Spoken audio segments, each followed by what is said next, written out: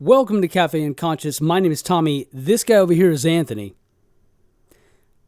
This guy over here is Anthony. Anthony? I guess it's going to be a solo show.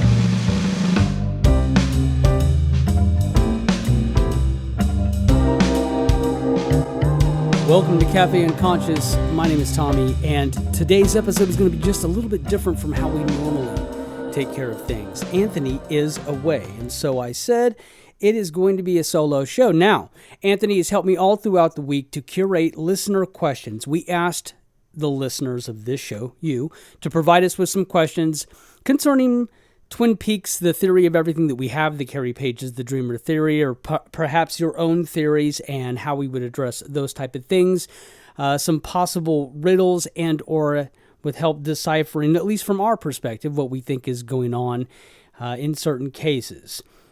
As I said, Anthony is away right now, and he himself threw some questions into the mix.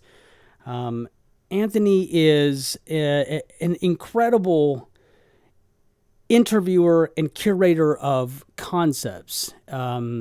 This show, the show that we do, it's different, right? It's different. It has a theory that it's based on, and then an exploration on a theory about a show that is so complex that you would absolutely have to prod it from every specific angle and a multitude of angles per every single aspect in order to really be able to test your concepts and or to uncover concepts that are neat. And so no one does, I feel, no one does as good of a job as Anthony in terms of directing a conversation and steering a conversation into the most interesting ways just by asking a question. And that being lost here with just us could so quickly just go off the rails. Give me 15 minutes and I can possibly string together some Jungian concepts on why Sophia from the Golden Girls is in fact an entity from the Black Lodge. It could happen. So, as I said, we're going to take some listener questions now. I've prepared some of these answers by writing and really sort of deeply thinking about it. I think a neat thing about this show, and this will come up in some of the answers that we do here in just a little bit with some of these questions. But I think a neat thing about the Café Unconscious podcast is that, like the podcasts that I listen to regarding Twin Peaks and other media, it sort of draws out people that at least we can all agree that we've done significant thinking about the content that we're here to discuss. And so it was an interesting experiment to have some of the listeners of this program put together some questions and, absolutely delivered. The questions were thoughtful. In some cases, the participants wrote a multitude of questions, right? I won't get to those all, but they're wonderful ideas to bring up in the course of other episodes, particularly as we address different aspects of the show and when we do the long-form exploration of scenes, perhaps character analysis, perhaps a specific event that happens during the show and what we think is going on there and trying to declutter the esoteric nature of those things in order to define meaning. Those questions sure will come in handy, and so I really do appreciate that. Okay, all right, with that said, let's get into some of this stuff. All right, so first question number one. In a recent IndieWire interview, Mark Frost was quoted as saying, "Initially, David and I were in two minds about how to end the return.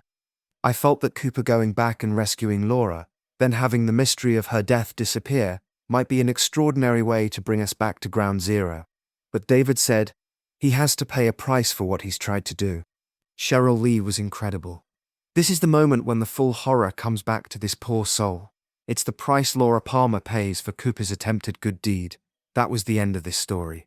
This is from Theater Maker on Reddit. The first question we got goes like this. There's always space left in and around Frost's, that's Mark Frost's, discussion of what happened. but I feel like he's getting close to saying too much. I would love to know how you think this comment tracks with your theory, the full horror coming back. Now, the comment that this listener is discussing is recently Mark Frost did an interview where he talked about the two minds that David Lynch and Mark Frost were of. And this is not the first time that he's discussed this matter on the topic of the resolution of the character arc of Agent Cooper and of Laura Palmer. Mark Frost has said in many an interview that they were originally going to resolve the story of the return, and now what we know is more than likely the story of Twin Peaks as a whole, by having Agent Cooper rescue or at least displace Laura Palmer from the from Twin Peaks in the original timeline. So, as it were, sort of like what we got with the books later on, the town of Twin Peaks, as far as they're concerned, Laura Palmer is a missing person case. But perhaps what this does is, to the show, as we're watching it, it displaces her from the finality of the horror.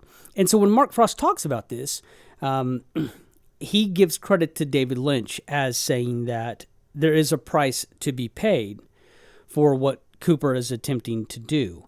And so Mark Frost goes on to comment that that price is to go about doing this good deed, right? The retrieval of this person and then bringing her back home, which is what he feels compelled to do. And then the full horror floods back in of what happened, and that's a price that Cooper is paying. Now, so this listener is trying to reconcile those concepts, or asking how I would reconcile those concepts against my personal theory, which is to say that the consciousness of Odessa is a closer consciousness. It's still subconscious. And again, we'll talk more about that.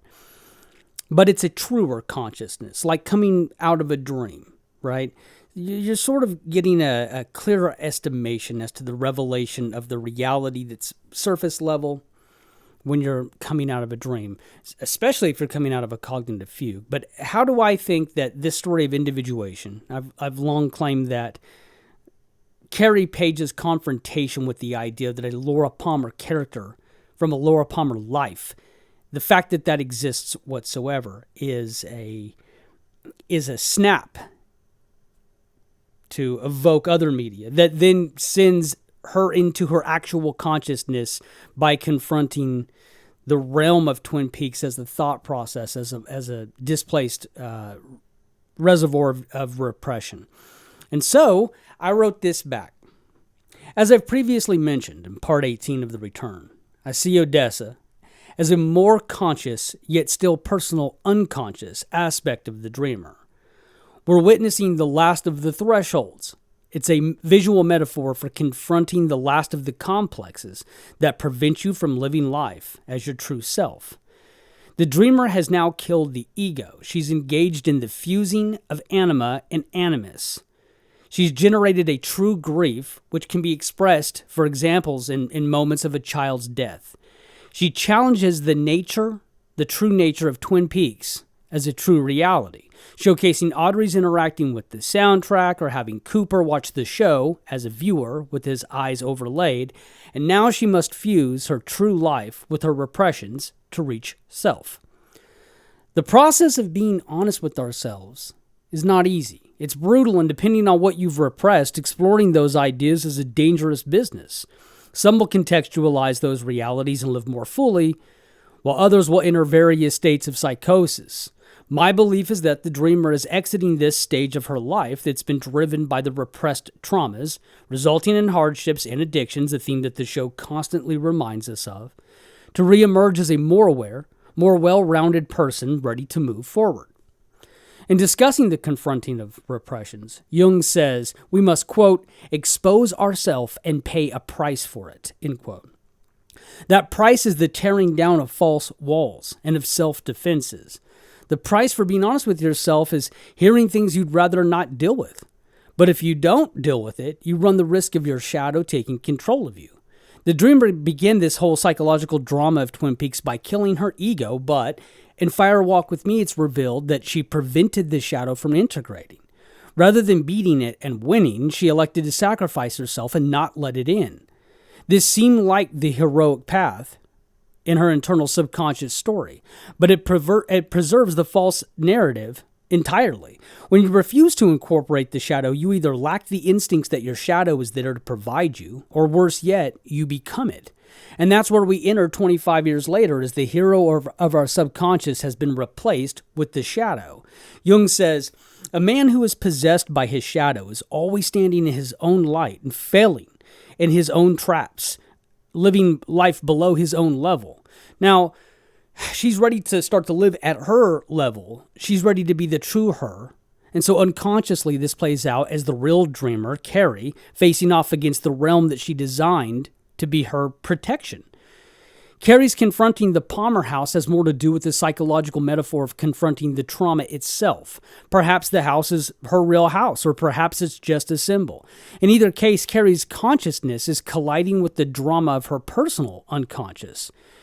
Carrie cannot be in the world of Twin Peaks because it's an imagined landscape. Therefore, her realization of Sarah's yelling or the confusion of Cooper and his awareness that time has done something strange and the names of the house occupants, this all tips her consciousness off into realizing that the dreamscape is false.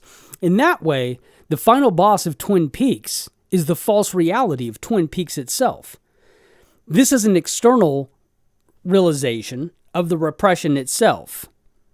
It symbolizes admitting to the very things that she suppresses to live. Twin Peaks lives to contain her repressions. If she knows it exists, she knows her repressions. If she sees it, it must be fake. Therefore, she screams and she collides with the hidden ideas. And this is individuation, to face the repressions that you cause the psychological drama to contain to begin with.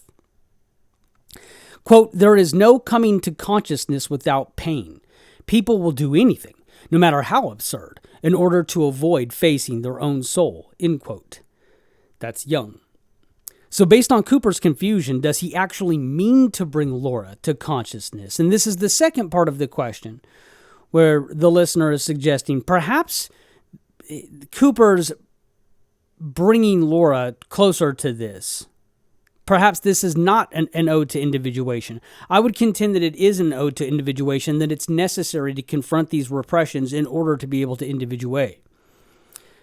Cooper's an archetype. Archetypes see themselves as real. His point isn't individuation because he doesn't know himself to be a manifestation of the mind.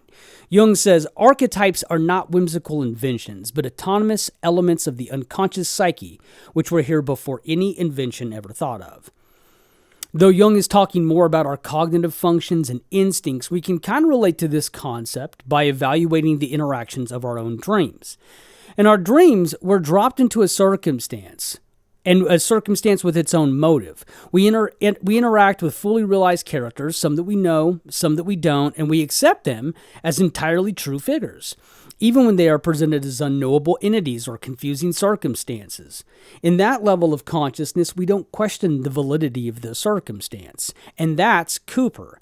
His point is to carry out the fireman's plans without knowledge to the outcome. Cooper is an instrument of individuation, perhaps assuming that he's just there to fix people's lives. Cooper doesn't realize the analogy of the investigator and its relationship to deep reflection occurring in someone's mind. He knows himself to be an investigator. This explains his sudden shift toward a more modern version of an investigator while he's in Odessa, and it explains his complete lack of awareness of his own self-made changes. Cooper doesn't know that he serves a purpose. Oddly enough, the fireman, the archetype of the wizard, may not have the awareness of being an archetype either. His role is to populate the unconscious. He probably knows himself to be a deity, with no understanding that his archetype is the same cognitive driver that instigates the creation mythology. It's Cooper's job to bring the horror of truth to the dreamer. So, in that question, what we're talking about is this horror that comes flooding back in is the horror of repression. And I don't think that there's anything that Mark Frost is saying necessarily to contradict former statements that he's made in the past about certain characters or the environment itself essentially being a metaphor that you can deliver a rather graphic story about trauma by adding elements that are murky and difficult to understand and puzzle-like and mysterious. I don't think that anything contradicts about the horror that floods back in, because Twin Peaks in that conscious realm is divided, like all cognitive fugues or some cognitive fugues can be created to contain and maintain the repressions that you, the external person, you don't necessarily want to deal with, or you feel like you can't deal with at that time to be able to live freely. So I hope that that answered your question there, and you sent really great questions. And if they don't return in this episode, they will absolutely return. I really appreciate you listening to and engaging with this podcast, and I hope you continue to do so. All right, next question number 2. This is a question, or this is some thoughts that were offered to me and Anthony by John Bernardi. And for those of you that don't know, and I'm sure that many of you, if not most of you, do, he is the host of a wonderful podcast, the Blue Rose Task Force. And his show, much like mine, deals in deep diving analysis of scene and characters and ideas. But he also incorporates aspects of behind the scenes and very well researched materials on the making, and not just for the sake of factoid, but sort of to draw on what happened behind the scenes and how can that inform you about what you're seeing on the show itself. Unlike my show, his is an exploration of a multitude of different theories. And so our two shows, they're very companion-like in that way. There's different explorations that are happening. Some things we think very much alike, and some of the things that John has exposed and thought of went a long way in my own determinations of what was happening with Twin Peaks. If you haven't listened to that show, and if you're not subscribed to it, go ahead and do that. But let's go ahead and address some of John's comments here, and they go like this. I see Twin Peaks as a physical reality interacting with supernatural/plasma reality that looks different to each person, which means that each character has their own red room trial, like Cooper, like Laura, and every one of them is doing their own Jungian archetype processing, and we just get a few of them on camera at a time. That just as I see it, Tommy and I are saying generally the same thing, except he's going too narrow for what I see. I think everyone's their own main character, and I'm not going far enough for what he sees. A main character seems essential. Are other characters dealing with their own archetypes all at once, just like we do, while living in the shared physical reality?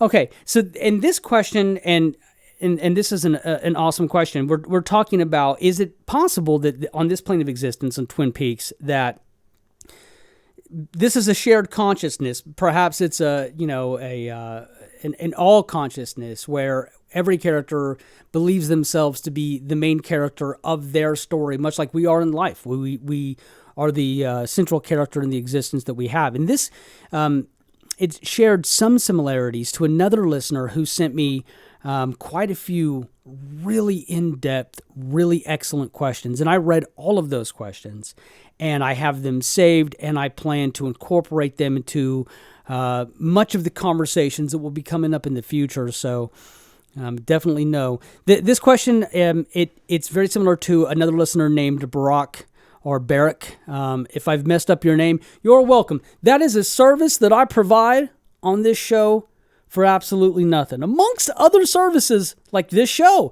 that I provide for absolutely nothing, messing your name up, that's on the house, right? That's on the house. That listener says, I think this show is multi-layered, multi-scaled. I very much appreciate your claim that this show is a story of individuation as a theory of everything, but I think the show can also be a story of many others at the same time. A common example, you've probably seen some talking that the show is Pan-Americana. All right. Okay. So at the heart of both of these questions, what we're dealing with is not one but two different Jungian ideas. Number one, the collective unconscious, and number two, the personal unconscious. Jung is the inventor of these as concepts. He is the person who creates those ideas and puts them into the world, much like he invented the term of synchronicity as it applies to a psychological pathway, or the shadow, which is a Jungian phrase that he created. We deal with all of these things in the show, and so the underpinning of these questions is very clearly there is Jungian ideas that are embedded in this show. And do I think perhaps, unlike what I've suggested before, which this is the personal unconscious of only one person, is it possible that it's a multitude of personal unconsciousness? But in the collective unconscious, formless universal ideas permeate a void-like state. These ideas are universal, and they need character, design, and the knowledge of a host to populate as images. These universals run through all of us, things like the need for origin, the need for desire, the need for meaning. According to Jung, these drivers are encoded in us like DNA, and as such, we can't view them when they're in a collective state. But in the personal unconscious, unique contents come into view. The collective unconscious is a drama that takes place in your subdomain, and it's filled with your memories, your suppressions, your films and images, your interests and your complexes, all performing in a mixture of structured and dreamlike ways, each of them speaking to you. You may encounter its image in moments of sleep or drifting or medically induced states. They're yours, and they're symbols of your design. Yes, Twin Peaks is a story of one person, fractured into a multitude. It's initially performed as a television show, using the popular TV format of the day, the soap opera, then later as modern TV. But it's also the story of authorship. Each person, place, idea, feeling, and experience living endlessly inside of us, each avatar of our aspects playing themselves out to different ends, just as we play out our options and decisions in a true life. This is what happens in the personal unconscious. Just as with the principles of Jungianism, we see each figure of this world agree to the media tropes because they arrive from the backlog of one specific person. So, for example, the dreamer is aware of the fugitive, and as such, they imagine a one-armed man, and they generate his name, Philip Gerard, from that very show. His daimon, Mike, is an archetype of the magician, using esoteric behaviors to guide you. The collective unconscious allows for us to design the image of the wizard in our subconscious, but we would not all choose the same image. Because multiple characters in Twin Peaks can all see the same archetypes, overlooking their obvious association to media, it's doubtful that these individuals, in any real sense, are actually individuals. They wouldn't see the same image or the same archetypes. Their own minds would invent their own personalized images based on their own personal experience. Instead, each person in this personal unconscious sees the same symbols, the same tropes, and the same archetypes. According to Jungianism, this insinuates that these people are products of one architect. In Jung's framework, every person must confront their archetypes, the shadow, anima, animus, self, within their own psyche as part of their journey toward individuation. Quote, the personal unconscious is particular to each individual and is made of parts that are unique to their own ideas, end quote. In other words, they've been manufactured for a reason. Speaking to Esquire, Mark Frost remarked, maybe it was just a way of putting a terrible story into a form that we could cope with, or maybe it was something real. This is a particular story. It's a story of a soap opera and secrets, hidden truths, and sexual trauma. It's the story of the little girl who lived down the lane. The story of a girl with denial, secrets that she hid from people and from herself. A story of trauma inflicted on a victim through unspeakable horrors and reflected by her personal unconscious, causing massive repression. Her psyche's waging war over her ability to decode these repressions, though she's playing out the psychological beats that one must to endure, to live, and then win. She begins with the ego death, killing her avatar and sending herself on an investigation to witness her fractured selves, her ambitions, and her gruesome truths that she tries to deny. Laura is the one because Laura is the persona that must individuate. She must rid herself of the mask, stop telling herself everything's fine, and integrate. It's for this reason that her hero archetype is out to save her. It's for this reason that we see her truer world, Odessa, because her odyssey is a journey to her truer self. And it's for this reason that the truer consciousness, the Odessa consciousness, is littered with ideas related to her, diners and horses and gruesome men of violence and Judy. And it's for this reason that no member of the Twin Peaks TV show leaps to that closer consciousness. She's consolidated them. Only the persona and the hero remain. And when they're finished, they will return to their station in the collective unconscious, and they'll do it again as different faces of these same archetypes. These are the archetypes of the dreamer. We know that because all of the people in this landscape interact with the same archetypes. They don't each populate their own archetypes, built from their own interests. But somewhere, the real people that she uses as these metaphors or these symbols may be having their own unconscious drama. But that wouldn't be Twin Peaks. That would be the drama that they populate individually. Same archetypes, different characters, different show with a different purpose. Though, John, if you've ever had Sam Malone come to you as your shadow, you and I might have the same personal unconscious, and I call dibs on the clicker. All right, guys. Hopefully you guys are enjoying this show. We're definitely missing Anthony, and he will be back in the next episode, so don't you worry. Speaking of my man Anthony, he has assembled some questions for me, and I'm grateful. So, in the spirit of our actual show, Anthony never shares with me the questions in advance. We know what the topic's going to be. I go and I sort of take the writings that I've created over years and years and years, tidy things up, and perhaps come to the table with some thoughts walking in. He's got his questions that he's going to ask. I never exactly know where it's going to go. So he sent me these questions earlier, and so I'm going to sort of attack them in a similar way as what I normally would. However, with this first one, I wanted to drag out some quotes. I saw the first question that he sent me, and so I sort of wanted to have a conversation about it. Anthony says to me, there are some folks that say that Twin Peaks is a show that's meant to wash over you more than be decoded. Yes, there are plenty of people who reject the notion that we, the very people listening to this show, and myself, obviously, they reject the notion that we should be uncovering the show for its layers or trying to fit the thing together as a puzzle, and that if we put certain things into place, it'll make better sense to us and or possibly even reveal what it's all about. And to that, I would say, no, a work of art is always both. It's always both.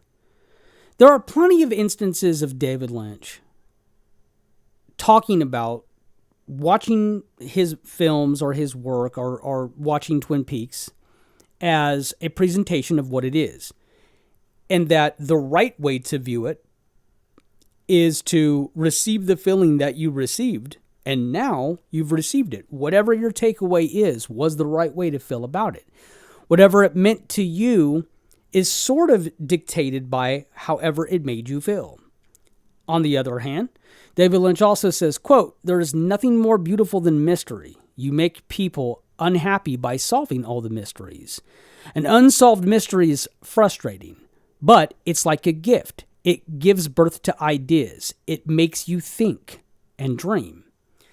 And what he's saying there is precisely what the exploration, particularly of surrealism, is really about. It is intended to make you think. It is intended to make you dream. It is intended to be a mystery, and a mystery is intended to be solved. For myself, there are plenty of cases where, as a Twin Peaks fan, as a David Lynch fan, I can watch the work and just live sort of with the characters, right? With these familiar characters that you know, these familiar circumstances that you've seen and you've thought about a lot of times. And in a way, there's a side of me that can activate the comfort zone with just sort of being inside the world of those characters, doing what those characters are doing and watching things that I love about those characters as they do them. But then there's the other side of me that can activate this, this mystery solver that is trying to extract the different concepts that are embedded within it. And oh boy, aren't there so many concepts that are embedded within it? It seems like such a long way to go to give us tips and clues by the recreation of beautiful paintings that are very famous, or to give characters names that come from other worlds that have similar circumstances and events, to sort of give you an understanding as to how to view that character. Not just what they're doing, but what their name or what their association is, to sort of understand where this all fits in. Those things, by the way, I think is some of the most brilliant aspects to the best surrealism, and sometimes just the best mystery and noir stuff that we have. And the reason for that is because that's a complicated game. It's a complicated game to get right. It's difficult enough to write stuff that resonates with people. And certainly it's difficult enough to write something, create something that would resonate with people for so long that they would share it with other people, or they would discuss it with other people. But it is incredibly rare air to be living amongst the very few who write things that are so intricately designed, and yet they never lose feeling. And that's precisely what Twin Peaks and really David Lynch in general, it's precisely what he did. He created works that have hundreds of different callbacks, thoughts, mysteries, references, all embedded inside of them. And yet, with all of that happening, you can still sort of just watch it for what it is and let it evoke the feelings that it does, and it's still impactful, right? And you know what happens as Twin Peaks obsessives, right? You know what happens. You will never again have the experience of seeing something for the first time, but you now have the luxury of living that experience through someone else and watching their very visceral, and it's always visceral, reaction to those very things that either struck a deep chord with you, which is probably the case, and or you can watch them completely revolt against the things that they're being shown. This is a very particular brand of audience, and I would assume that that my listeners, the listeners here of Café Unconscious, that we are a very specific brand of audience. We absolutely adore the game of media, and we absolutely adore the academic study of that which deserves to be studied and thought over. And that's something that's great about Lynch's work. Yes, he has, on many occasions, said that his work is to be viewed just by sort of viewing it. And then he's had occasions where he's actually put his own mysteries on the back of the box for you to try to solve, which was the case with Mulholland Drive.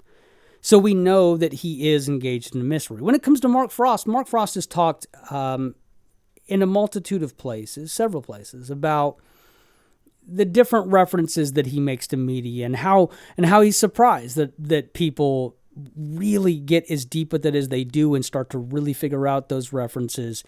And it is rewarding. I think it takes away from what these creators did. When people who are willing to do the work, to turn it into an academic enterprise, right?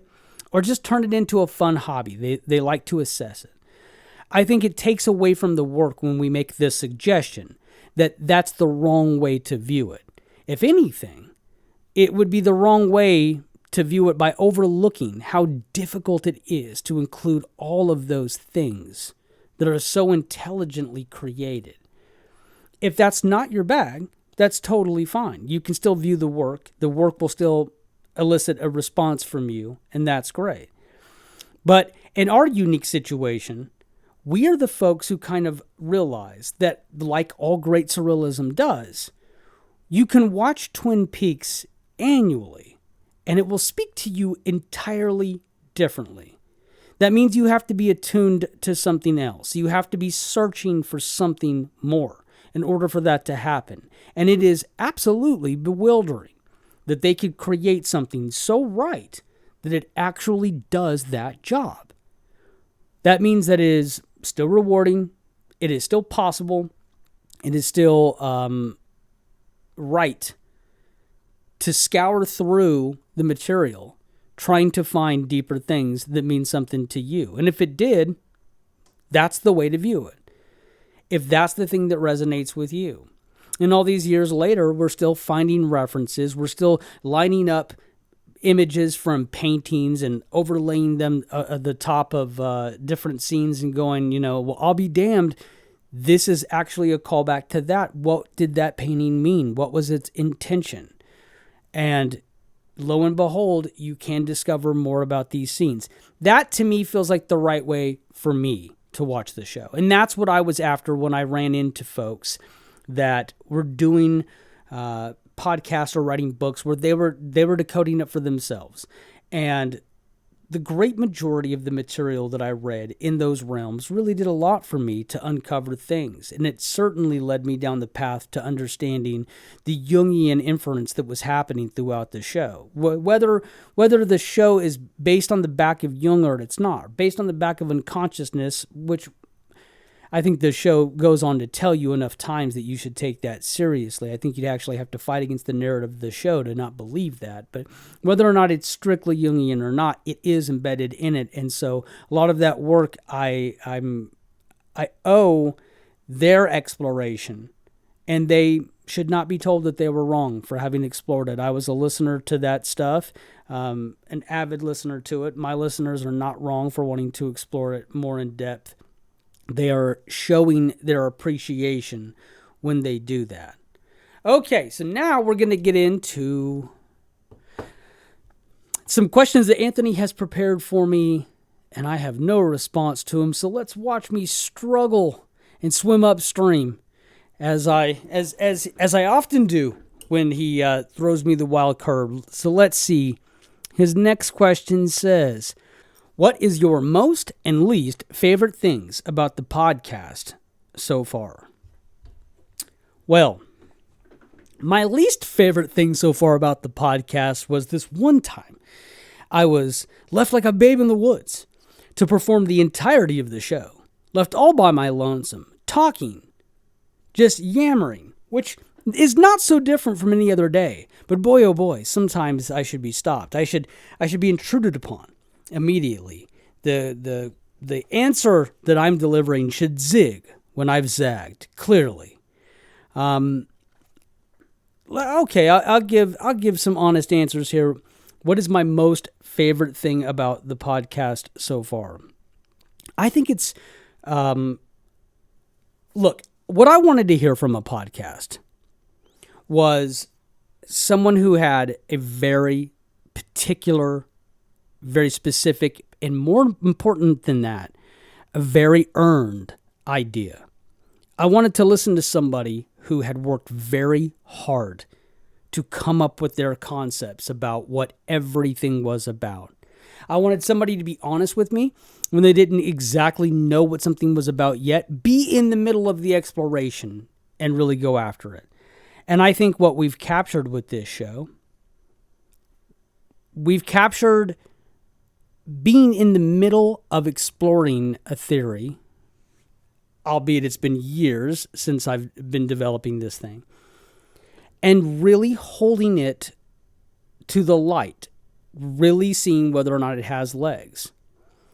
My favorite part of the show is that I was a guy who used to watch Anthony interview other Twin Peaks peripheral media personalities. I reached out to him. I struck a real friendship with Anthony. We got plenty to say about plenty, right? We talk and we like exploring medias. We like exploring the thoughts of the Western canon or the modern canon or whatever the case might be.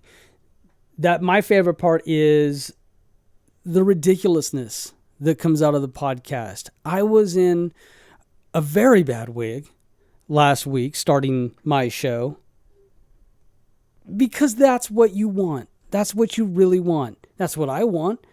I want somebody to take the work so seriously that they'd make it a part-time, unpaid, ridiculous job that they'd throw on their own shoulders for no other reason than they just really dig it. And that's what we provide on the show. As I said at the very top, Anthony will ask me questions about my thought process, about my line of reasoning that I had yet to think to ask. And sometimes just by asking that question, it can totally steer the conversation into something very intriguing and very obvious. He can string things together just by asking the questions themselves. So my favorite part has been assembling an audience of people, small, but very devoted to the concept of hearing people who wanted to work for the answers that they are giving, and who are still working. I'm still, I'm still researching on a daily basis as to what the next episode will be. And at least for the time being, this is the book that I'm assembling, and this is the long form content that I'm assembling. So I'm really grateful that we have listeners, like in this case, who would go out of their way to write questions, really elaborate, really wonderfully worded questions, really deep, really thoughtful questions.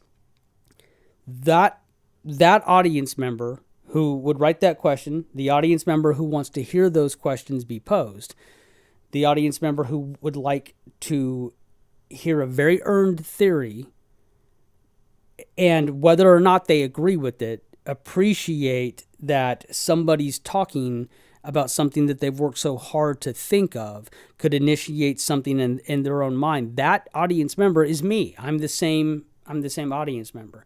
And so is Anthony.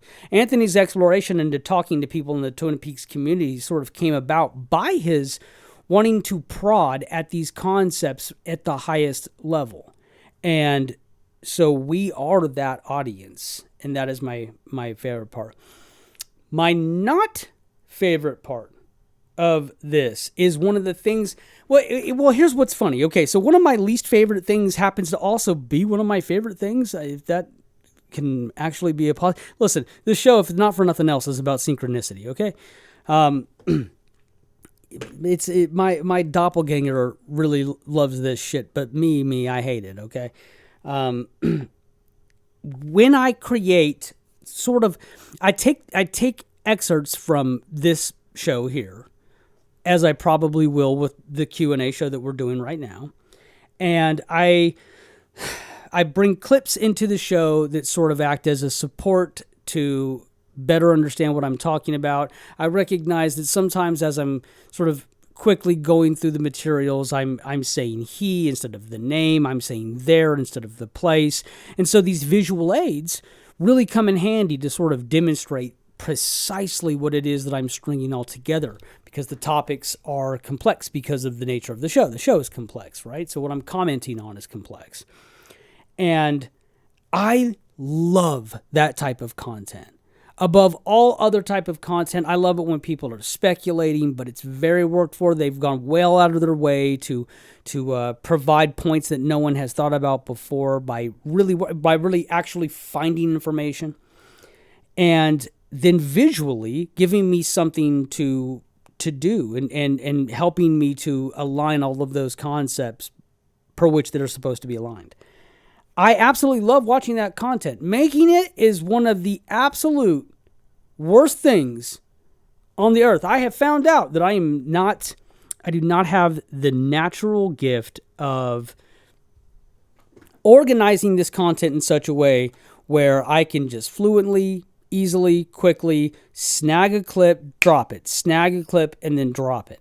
It seems like it would be easier than it is. But it ends up becoming sort of hunting for these clips in a multitude of environments, right? It takes much longer than I would assume.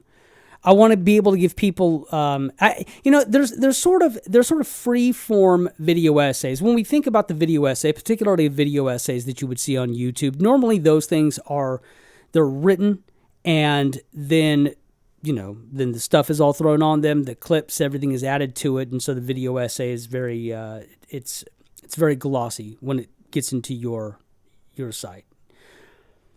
These are like video essays that come from the show. And so there is an improvisational aspect to those essays. I also have plans to do maybe like quarterly essays here at the Café Unconscious YouTube channel. Hey, if you're not subscribed to the Café Unconscious YouTube channel, you can subscribe now. But quarterly, I'd like to do some things like that. I'd like to make 15-minute, 20-minute, maybe even longer video essays that are completely written. Anthony and I can narrate the whole thing. He can ask questions that will make better sense of things for me, and then we'll have a presentation. But I also like the idea of the video essay that we do, which is a more improvisational video essay. I wish I were better at knowing how to do them faster. I really do enjoy the process, and I really enjoy, and I've always been a fan of them, right? Like I said, that's my favorite type of content. And there's just absolutely stellar, everything from Take the Ring to Corn Pone, things that were just shockingly good. Shockingly humorous, shockingly worked for in the realm of the video essay from content creators. I just wish I were better at it. It is a ton of work for me, and I'm sure that to people who do that quite often, who really have that skill down to a science, that it doesn't really feel like the same amount of work that perhaps it would feel like to me. I spend my time really researching what these episodes are going to be comprised of, right? So I want to bring brand new terminologies.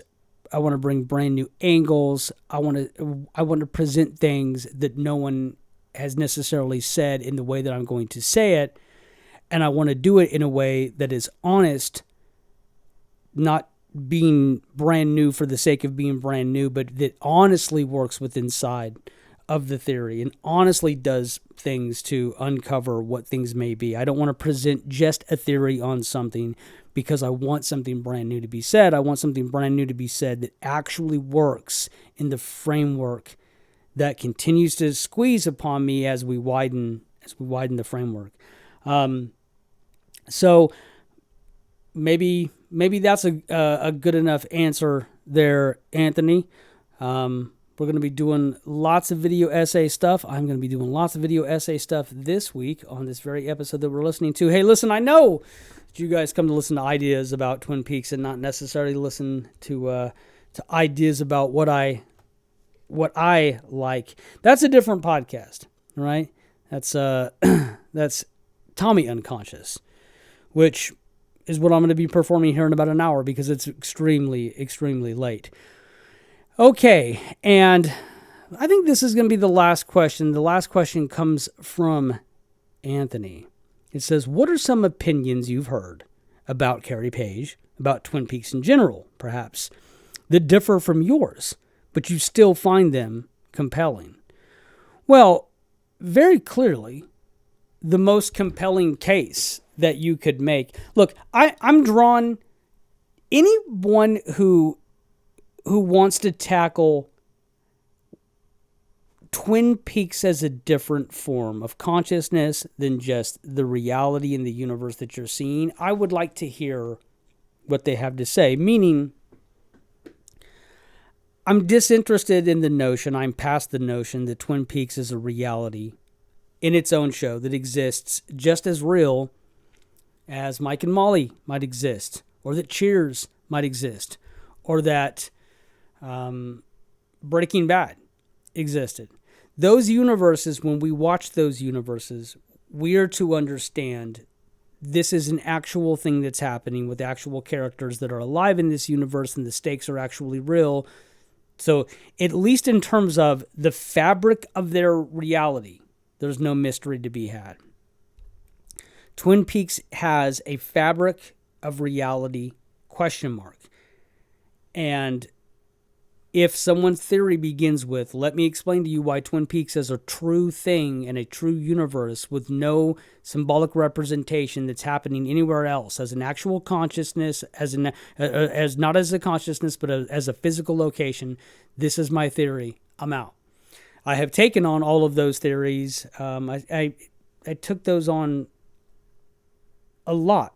I wanted to hear what people felt was viable about presenting that as a fact.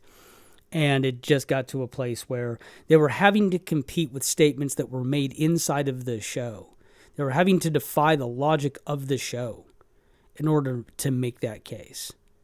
And so I think that when you introduce a theory of everything, at least for me, I don't think that you can't pull all the way against something that's said in the show. And if you do pull away from it, you have to provide evidence of why it would be said, and it runs back around. And makes perfect sense. So, with that said, what sort of ideas did I then hear that I was really into? Well, obviously, the folks who listen, far before we were told that one of the mysteries was, who is the dreamer? Far before that happened, there were people who had already begun to speculate that Agent Cooper was, in fact, the inventor of Twin Peaks as a place. Now, I don't think that would be a difficult conclusion to get to, but it does lack evidence. So that's a very brazen thing to say when really at that point in time there hadn't been anybody that would. There was no smoking gun that what you were watching was a dream or disassociation or another plane of existence with inside of a sub-psyche or something like that, right? It's interesting that some folks were already getting to that.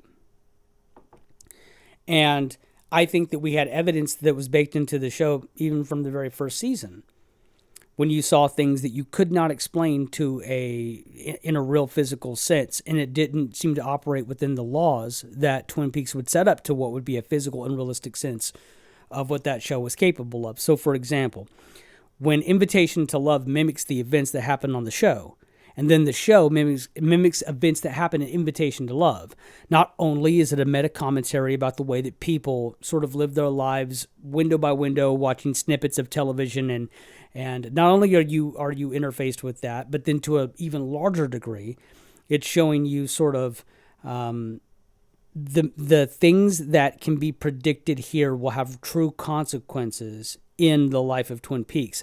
So that would mean the true consequences of Twin Peaks would have true consequences to the person who was watching it.